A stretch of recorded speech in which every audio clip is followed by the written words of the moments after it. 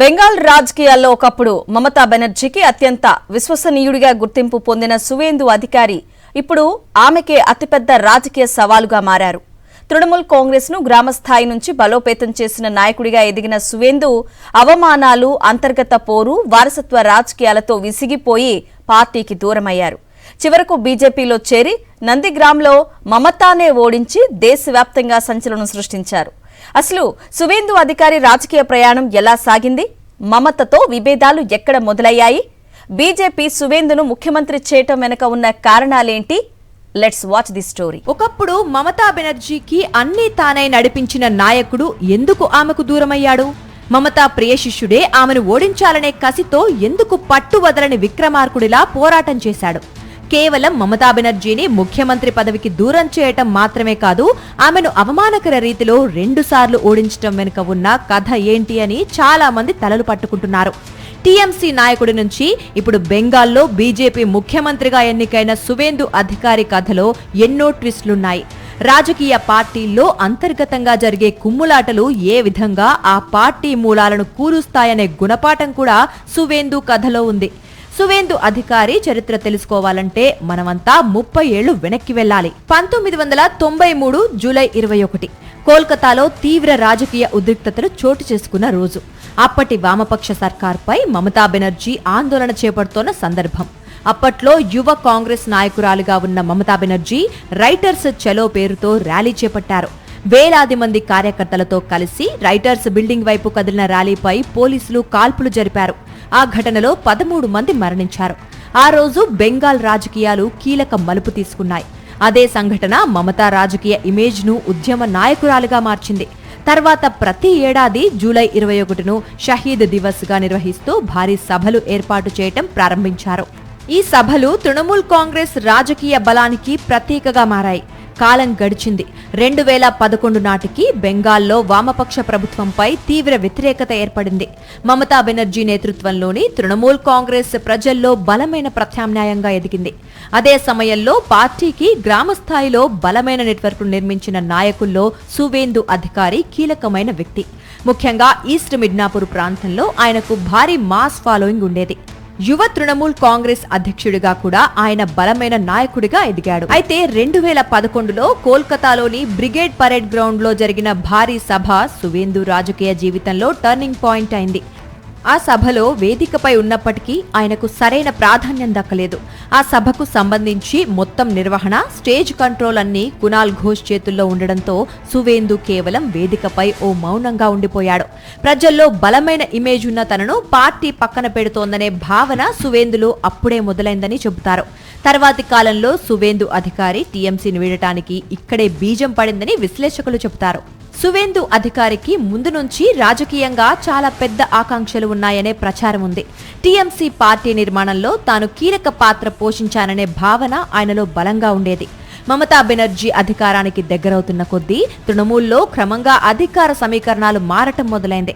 Mukul Roy party ఆర్గనైజేషన్లో అత్యంత ప్రభావశీల నేతగా ఎదిగారు. మమతా తర్వాత పార్టీని నడిపేది ముకుల్ రాయేననే ప్రచారం కూడా సాగింది. మరోవైపు అభిషేక్ బెనర్జీ యువ నాయకత్వంలో ఎదుగుతున్నారు. దీంతో పార్టీలో భవిష్యత్తు నాయకత్వంపై అంతర్గత పోటీ మొదలైంది. ఈ సమయంలో సువేందుకు రావాల్సిన కీలక బాధ్యతలు ఇతరులకు వెళ్లటం ఆయనలో అసంతృప్తిని మరింత పెంచింది. యువ తృణమూల్ కాంగ్రెస్ బాధ్యతల విషయంలో కూడా చివరి నిమిషంలో మార్పులు జరిగాయని, తనను కావాలనే పక్కన పెట్టారని సువేందు తీవ్ర ఆవేదనకు గురయ్యారు. ఒకప్పుడు మమతాకు అత్యంత దగ్గరగా ఉన్నప్పటికీ క్రమంగా అధికార కేంద్రానికి దూరమవుతున్నాననే భావన ఆయనలో పెరిగింది. ఇదే సమయంలో అభిషేక్ బెనర్జీ ప్రభావం పార్టీపై పెరుగుతుండడం సువేందుకు అసహనంగా మారింది.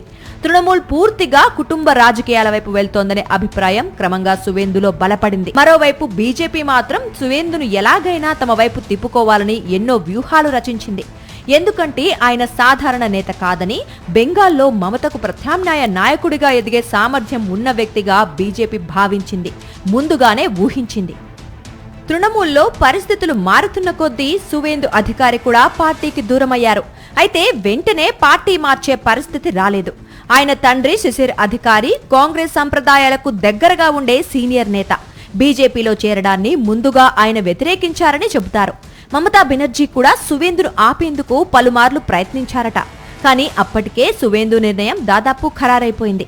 2020 డిసెంబర్ 19న అమిత్ షా సమక్షంలో సువేందు అధికారికంగా బీజేపీలో చేరారు. ఆ క్షణం బెంగాల్ రాజకీయాల్లో భారీ మార్పుకు సంకేతంగా నిలిచింది. ఎందుకంటే తృణమూల్కు గ్రామ స్థాయిలో బలమైన నాయకుడిగా ఉన్న వ్యక్తి ఇప్పుడు ప్రత్యర్థి శిబిరంలోకి వెళ్లిపోయారు. బీజేపీ కూడా ఆయనను సాధారణ నేతగా కాకుండా బెంగాల్లో బీజేపీ ఫేస్ గా ప్రొజెక్టు చేయడం ప్రారంభించింది. 2021 అసెంబ్లీ ఎన్నికల్లో మమతా బెనర్జీ నందిగ్రామ్ నుంచి పోటీ చేయటం రాజకీయంగా హై వోల్టేజ్ పోరుకు దారితీసింది. అదే నియోజకవర్గంలో బీజేపీ సువేందు అధికారిని నిలబెట్టింది. ఒకప్పుడు మమతకు అత్యంత సన్నిహితుడైన వ్యక్తే ఇప్పుడు ఆమెకు ప్రత్యర్థిగా మారటం దేశవ్యాప్తంగా చర్చనీయాంశమైంది. తీవ్ర ప్రచారం, ఆరోపణలు, ఉద్రిక్తతల మధ్య జరిగిన ఎన్నికల్లో సువేందు విజయం సాధించారు. మమతా బెనర్జీ ఓటమి బెంగాల్ రాజకీయాల్లో చారిత్రాత్మక సంఘటనగా నిలిచింది. బీజేపీలో చేరిన తర్వాత సువేందు అధికారి పూర్తిగా కొత్త రాజకీయ పాత్రలో కనిపించడం ప్రారంభించారు. ఒకప్పుడు తృణమూల్లో ప్రాంతీయ నాయకుడిగా ఉన్న సువేందు మెల్లిగా బీజేపీ హిందుత్వ రాజకీయాలకు కేంద్రంగా మారిపోయారు. పౌరసత్వం, బంగ్లాదేశ్ చొరబాట్లు, మైనార్టీ రాజకీయాలు వంటి అంశాలపై ఆయన ఘాటైన వ్యాఖ్యలు చేస్తూ వార్తల్లో నిలిచారు. ఆర్ఎస్ఎస్ కార్యక్రమాల్లో కూడా పాల్గొనటం బీజేపీలో ఆయన ఇమేజ్ను మరింత పెంచింది. సంప్రదాయ ఆర్ఎస్ఎస్ గణవేష్ కార్యక్రమాల్లో ఆయన కనిపించడంతో బీజేపీ, ఆర్ఎస్ఎస్ వ్యవస్థల్లో ఆయనకు ప్రత్యేక స్థానం ఏర్పడింది. మోహన్ భగవత్ కు సంబంధించిన కార్యక్రమాల్లో పాల్గొనటం ద్వారా కూడా ఆయన పార్టీకి అత్యంత కీలక నాయకుడిగా ఎదిగారని విశ్లేషకులు భావిస్తున్నారు. సువేందు అధికారి వ్యక్తిగత జీవితం కూడా ఆసక్తికరంగానే ఉంటుంది. ఆయన స్వామి వివేకానందను అభిమానిస్తారని, రాజకీయాల్లో కఠినంగా కనిపించినా వ్యక్తిగతంగా ఎంతో స్నేహపూర్వకంగా ఉంటారని ఆయనకు దగ్గర వాళ్లు చెబుతూ ఉంటారు. వివాహం చేసుకోకుండా పూర్తిగా రాజకీయాలకే అంకితమయ్యారని కూడా చెబుతారు. ప్రస్తుతం బెంగాల్ రాజకీయాల్లో మమతా బెనర్జీ తర్వాత అత్యంత చర్చనీయాంశమైన నాయకుడు సువేందు అధికారి. ఒకప్పుడు తృణమూల్ నిర్మాణంలో కీలక పాత్ర పోషించిన వ్యక్తి ఇప్పుడు అదే పార్టీని కూల్చిన ప్రధాన ప్రతిపక్ష నేతగా మారారు. చివరకు తన రాజకీయ గురువు మమతా బెనర్జీని 2 సార్లు ఎన్నికల్లో ఓడించి ముఖ్యమంత్రి పదవి దక్కించుకున్నారు. అవమానం నుంచి మొదలైన అసంతృప్తి చివరకు రాజకీయ ప్రతీకారంగా మారింది. ఒకప్పుడు మమతా బెనర్జీకి అత్యంత దగ్గరగా ఉన్న సువేందు అధికారి ఇప్పుడు ఆమెకు ప్రధాన రాజకీయ ప్రత్యర్థిగా మారారు. బెంగాల్ రాజకీయాల్లో వ్యక్తిగత గౌరవం, వారసత్వ రాజకీయాలు, అధికారం కోసం జరిగిన పోరు కలిసి సరికొత్త సమీకరణాలకు దారితీశాయి.